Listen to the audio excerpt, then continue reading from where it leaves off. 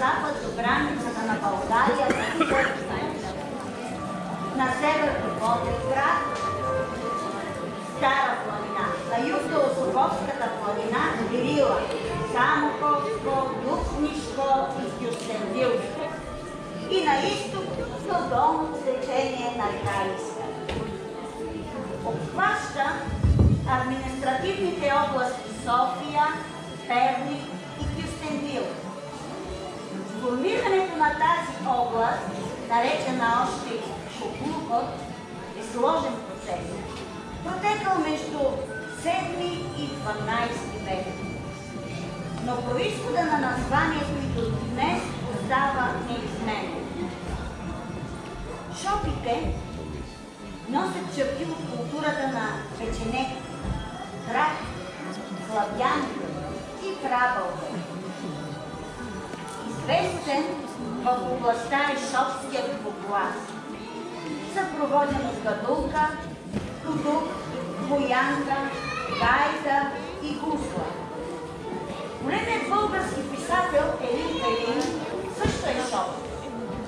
Е оценил шопите с думите: най-веселите хора на света са шопите.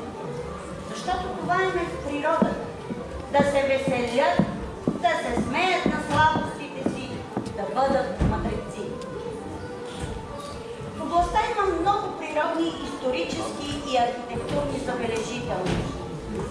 Като водопадът в Чалото, центъра на Радомир, манастирът Възнесение Господне, също близо до Радомир, крепостта Кра-Кра, близо до Перник, Гигинският манастир Свети Козма и Дамян и много други манастири, екомаршрути, конни бази, язовири, местности и музеи. Дръж се, земя, шопите гази! Искате ли приказка? Да! Коя приказка? Сливи за смет! Сливи за смет? Сливи за смет! Айде, сливи за смет!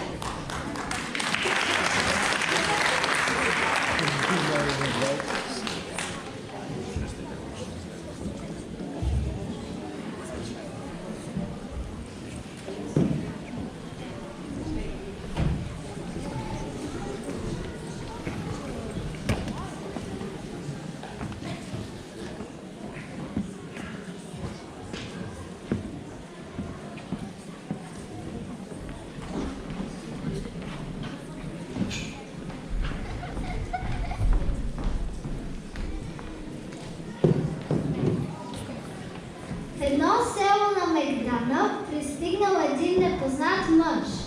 Той спрял своята дървена каруца, пълна догоре с сливи и започнал да се провиква силно. Сливи за смет! Сливи за смет! Продавам вкусни, сладки сливи за смет!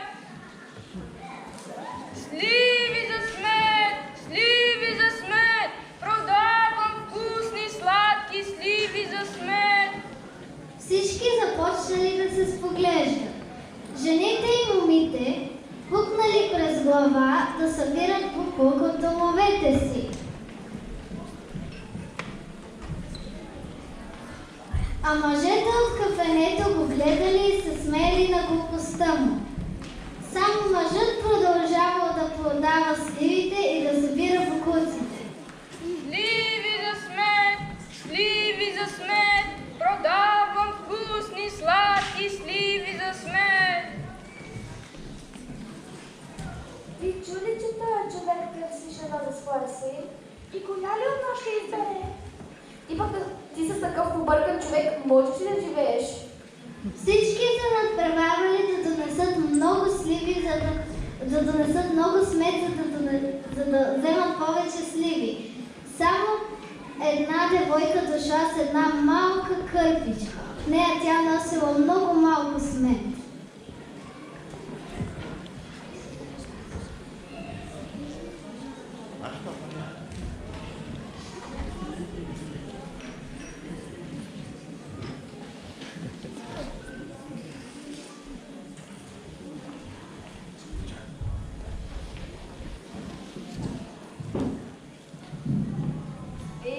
Хубаво, девойко, много малко си събрал.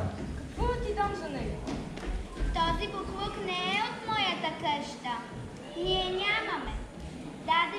съседката, за дето и помогнах да разчисти дома си. Тогава мъжът рекал доволен. Намерих мома за моето момче. Хем работна, хем красива. Айде сега ме води при твоите родители да те искам за булкици. Засрамени, другите жени и момии се скрили по домовете си, а мъжете от кафенето се почесвали по главите и го гледали с отворена уста.